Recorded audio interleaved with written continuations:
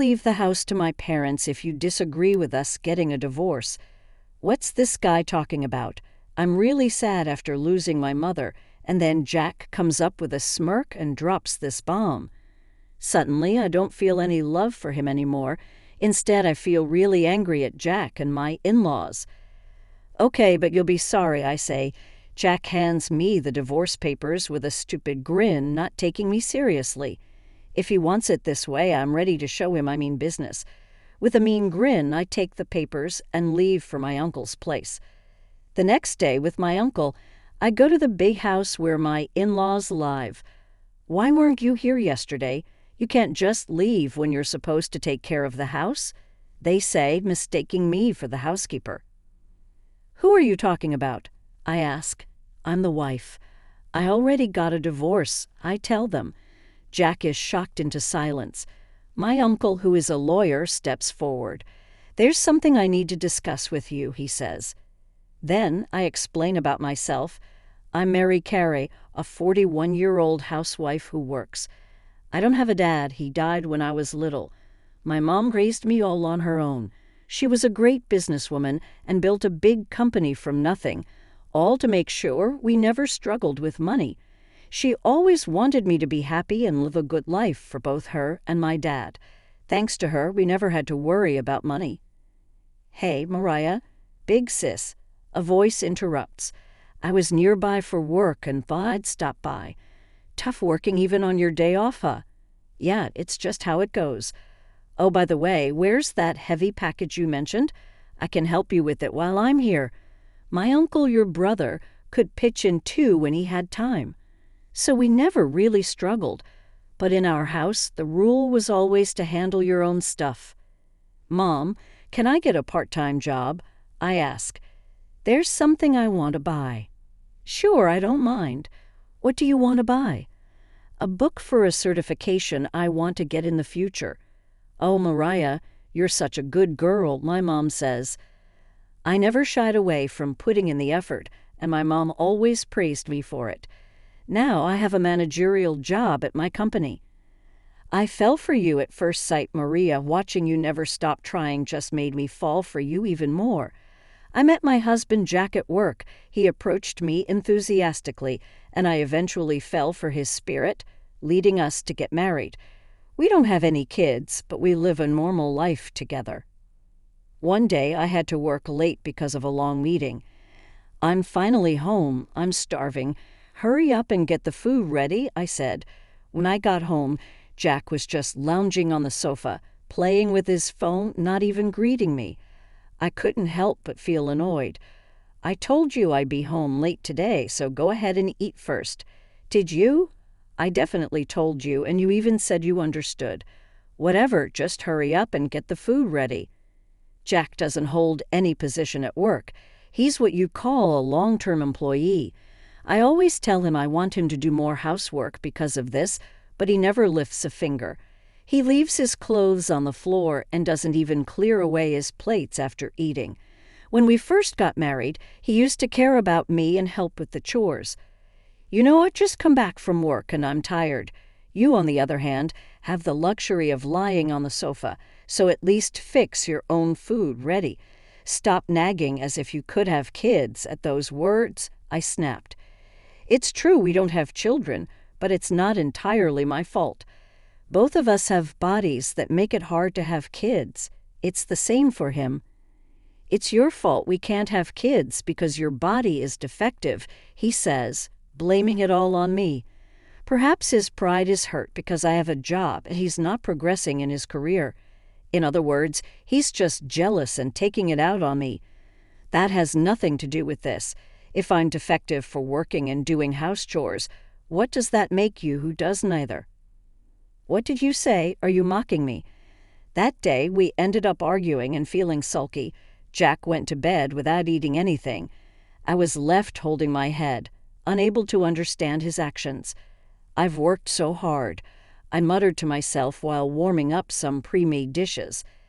The next morning, it was a rare day off with nothing to do, so I got up later than usual. Jack's not here, huh? He's usually sleeping till noon. He's probably gone to his parents' house for something. Faking that, I got ready and headed to the hospital. "Mom, I'm here." "Oh, Mariah, are you off today?" "Yeah, how are you feeling?" "Same as always." My mother had collapsed at work the other day and is currently in the hospital. Knowing her, she probably felt unwell before she collapsed but ignored it and continued working until her body couldn't take it anymore. Even now, she must be feeling unwell, but she's working from her hospital bed. "What about you? How are you doing?" "I'm fine, really," I replied with a smile to my worried-looking mother. I can't give her any more to worry about. "You know, the row of trees in front of the office was beautiful again this year. Want to see the pictures I took?" "Yeah, I'd like to see them." With that thought, I changed the subject. Then I had a pleasant chat with my mom and left the hospital after a while. "Oh, it's for my mother-in-law. I noticed a message on my phone." Honestly, I didn't feel like calling her back, but then she started calling me. Reluctantly, I answered. "Where the heck have you been?" "I was visiting my mom at the hospital." "What? You left Jack alone to prioritize your own parent." Her shouting over the phone made me grin. As expected, Jack seemed to be at his parents' house. His mother was complaining about it.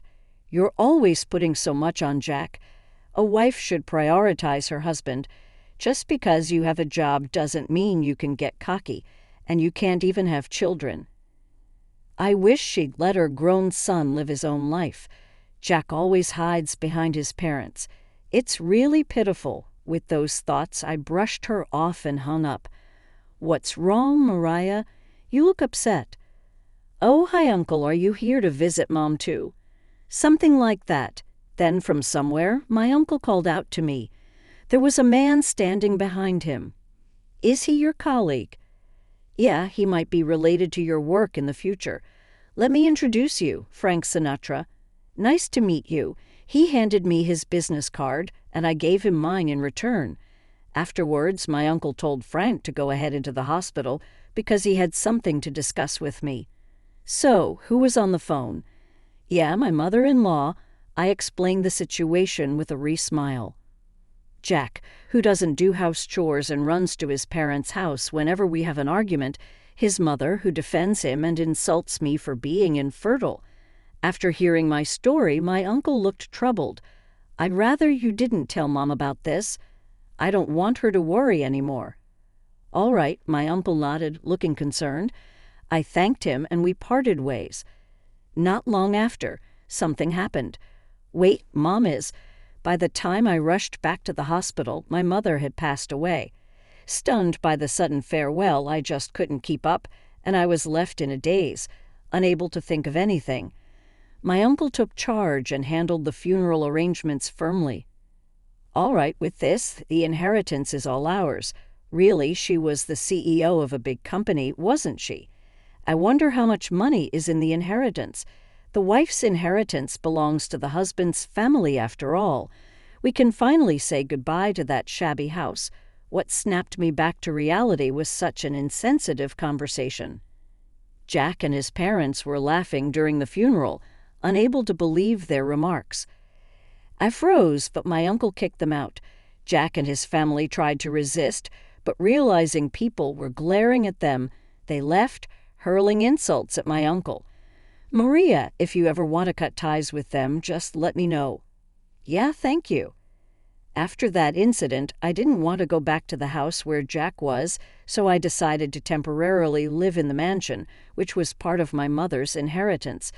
This house was meticulously designed by my mother, filled with numerous memories. I planted flowers in the garden to soothe my busy mother, and we played hide and seek in this vast mansion on holidays. Even though she should have been busy with work, my mother always made time for me. Spending time in this mansion brings back those days. "If I'm gone, you can do whatever you want with this house," my mother had said to me when she was alive. And now I'm thinking maybe I should just as I was pondering this, the doorbell rang. Maybe my uncle came to check on me, worried, since he used to drop by unannounced when I was a kid, saying he was in the neighborhood for work. I opened the front door without thinking. "I knew you'd be here, Jack, and wow, What a fabulous house. Hey, wait a minute. There stood Jack and his parents. Surprised by the unexpected visitors, they barged into the mansion. Moreover, they brought moving boxes with them, one after another. What are you doing in my mother's house?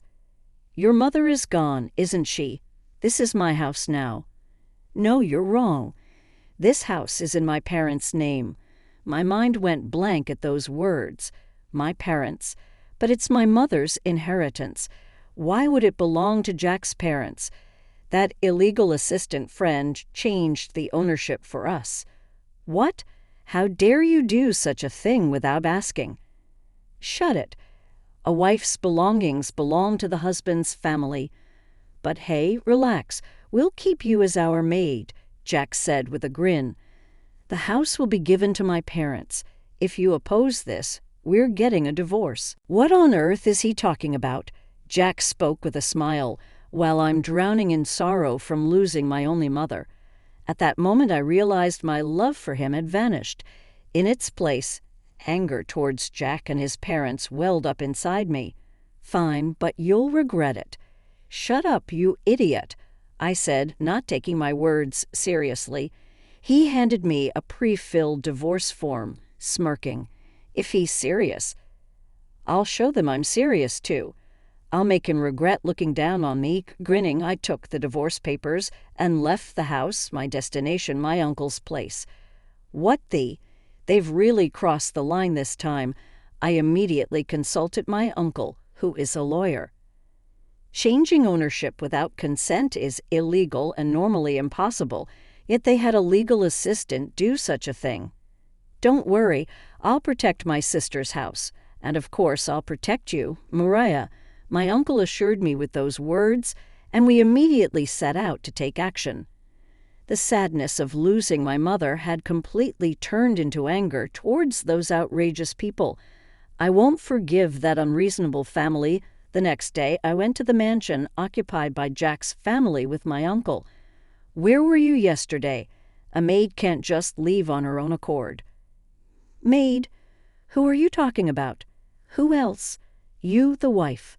We're divorced, though. Jack froze at my words. Taking that as a cue, my uncle began to speak. I have something to discuss as a lawyer regarding this matter. He looked at Jack coldly. By the way, I immediately filled out my part of the divorce papers, handed to me yesterday, and submitted them, including that, as I reported, Jack seemed to be in a daze, probably not understanding the situation. Hey, what's all this ruckus? Just then, my in-laws popped in, probably having caught wind of the disturbance. That's when my uncle stepped in and clarified that I am the rightful owner of this house, stating firmly that any unauthorized changes to the ownership would be downright illegal. What are you talking about? We've got a legal clerk handling all the necessary paperwork. And just who might that be? You do realize this is a clear-cut case of forgery, right? Leaving my in-laws to my uncle, I turned my full attention to Jack, who was glaring at me, realization dawning in his eyes. Don't you dare pull any underhand moves. Oh, really? And who was it that decided to go off and do things on their own first? I haven't done anything illegal, at least. Jack was left speechless by my retort. It's almost laughable how easily he was silenced. I guess that explains why he's never made it far in life. You're infertile, and yet you always bring that up so quickly. But to be quite frank, you're not in a position to talk. Yes, I do have difficulties getting pregnant. However, there is still a chance for me.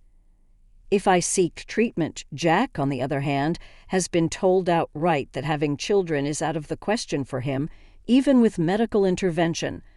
I might still have a shot at having kids. You, however, are completely out of luck when it comes to holding your own child. That's just. I'll never forgive you for belittling the cherished memories I have with my mother. Jack bowed his head in defeat, and it seemed like my uncle had successfully shut my in-laws up. Pack your things and leave here immediately, and be prepared for what's coming next. Under our icy glares, their faces turned pale. They will regret crashing the house filled with memories of my mother and me. a house they dared enter with their shoes on. My sister had realized that you were going through a hard time. It turns out my mother had noticed something was amiss and had asked my uncle to look out for me. Expecting that I wouldn't want to bother her with my troubles, she knew I'd keep quiet to avoid causing her stress. So she asked you to help me instead. That's what I heard from my uncle. Further investigation revealed that Jack and his family had been bragging about their plans to trick me out of my inheritance the moment my mother passed away. To prevent this, my mother had drawn up a will entrusting everything to me. She had left the will with Frank, a friend introduced by my uncle. Right here it states that all of her estate is to be left to her daughter, Maria, and she made it clear that I can do as I please with this mansion. It was clearly written in the will that had been entrusted to Frank. Jack's face turned pale as he heard this, and he started to cling to me desperately. "Please, Maria, I'm begging you. I've already sold our house, and my parents' house is gone too." "What? Why on earth would you do something like that without thinking it through?" It actually came out that Jack had racked up a significant amount of debt behind my back, and all of it was from spending lavishly at nightclubs. He had taken advantage of my busy schedule to frequent these clubs, throwing money at the hostesses night after night. To pay off his debts, he had sold off both our house and his parents' house. "Well, that's your problem, not mine, Jack. But you're my wife, aren't you?" "I was your wife. Now you've got two choices. Either face the consequences of forgery or buy back the mansion for $5 million. There's no way I can. Selling the houses had just barely allowed Jack to settle his debts. There was no way he could come up with $5 million. His parents were in the same boat, watching him squirm. I decided to file a police report, and as I kicked the in-laws out and took stock of the mansion, I noticed several things missing. Some of my keepsakes are gone. What's the meaning of this? That wasn't me. My mom said she wanted to sell the stuff she didn't like. So it turned out my in-laws had taken the liberty of selling things themselves. Looks like I've got more reasons to sue them. In the end, Jack and his family were left with a huge amount of debt, and I made sure he was kicked out of the company properly. After all, I'm the president now, taking over for my mother. Bring me that idiot wife. In such a situation, the father-in-law stormed into the company. He then went on a rampage, demanding that the damage report be withdrawn and money be handed over. This led to the police taking care of him as well. What a hopeless parent and child, my uncle and I would say with a bitter smile. So it seems we've figured out who that notorious legal clerk really is. Turns out that legal clerk was apparently a cousin of Jack's. He manipulated the situation to make me look like a villain, grabbed a hold of my weaknesses to force me into cooperating. Because of this incident, this cousin has been cut off from his path as a legal clerk, holding a grudge against our in-laws, and has been spreading rumors in the family, saying I was deceived. They are demons, leading to our in-laws' isolation, so I've heard. It's quite a mess now. Man, that family on the other side seems like they've got some crazy blood running through them. Seems like it. Well, they can just drag each other down for all I care. I have no sympathy for them whatsoever. So that's what I thought. So have you decided what to do with that mansion? Yeah, I've decided to sell it. Indeed, that mansion is filled with memories of my mother. However, it's been tarnished by my in-laws. Plus, that mansion is too big for one person to live in. If Maria has decided that, then do as you please. I'm on your side, my uncle said, showing his support for my decision. And so I sold the mansion. Luckily, a wealthy individual looking to spend their remaining years in peace quickly bought it. I said my goodbyes to the memories with my mother and left the mansion behind. From now on, I'll be living alone in an apartment closer to my workplace. Maria. Oh, Frank, I heard from the senior and I came here. I was approached by Frank right after leaving the office. I owed a lot to him for investigating Jack's family and helping me gather evidence. Would you have some time to spare for me?" "Sure, I don't mind." And with that, we entered a cafe near the office. "Thank you for everything, including what you did about my mother." "No, I just wanted to be there for you, Mariah." Saying that, Frank looked at me earnestly, surprised. I still looked back at him. "I like you, Maria. I know things just settled with Jack, and you might not feel the same way right now, but please think about it when things have calmed down." Saying that, Frank gave me his personal contact information. Honestly, I had noticed his actions, but until now I wasn't able to see him in that way. "I'm serious about this," he said, his face turning bright red. At this moment, I found him endearing. Maybe it wouldn't be so bad to get married again, I thought to myself. Sometime later, my in-laws apparently tried to take back the mansion by breaking into it. Perhaps they thought I was still there. However, it was already owned by the wealthy family. Thanks to the various security measures they had in place, Jack and his family were quickly dealt with by the authorities. With their previous criminal record, they were handed a prison sentence. "Please, Mariah, help me. I had forgotten to block his number," and just like that, I got a message from Jack. What an idiot. It seems like the in-laws were the only ones who broke in, and Jack managed to avoid trouble by asking around for help. However, he still has debts too heavy for one person to bear. "Can't you learn your lesson already? There's no way I'm going to help you." "But we were married once, weren't we?" "Really, I'm just disappointed in myself for not having enough discernment when it comes to you. I've realized I shouldn't be swayed by you. I need to be more careful from now on." "Well, I don't think I need to worry about that anymore." "Is that all you wanted to talk about, Mariah? Give me another chance, To. I'm going to have to pass. Goodbye." With that, I hung up the phone this time. I made sure to block his number properly.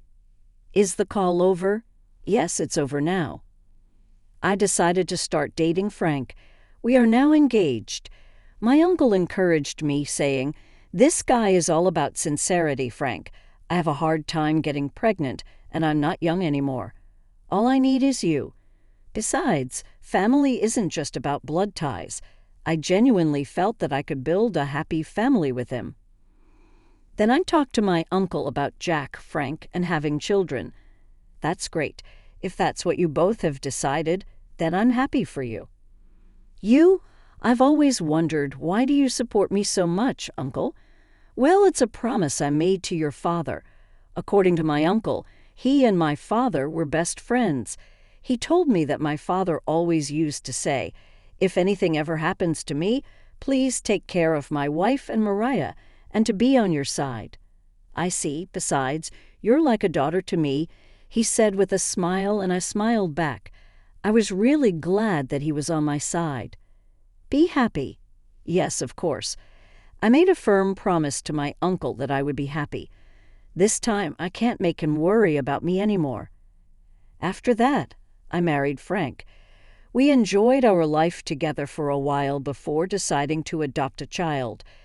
This kid is my grandchild. My uncle also cherished the child. I poured as much love into the child as my mother had into me. Because it's our child, we'll be fine no matter what. Yes, we will. There may be many trials awaiting us in the future, but I believe we can overcome them. I decided to teach the lessons my mother taught me to my child, to be an ally like my uncle, and to convey honest feelings like Frank. That was my vow.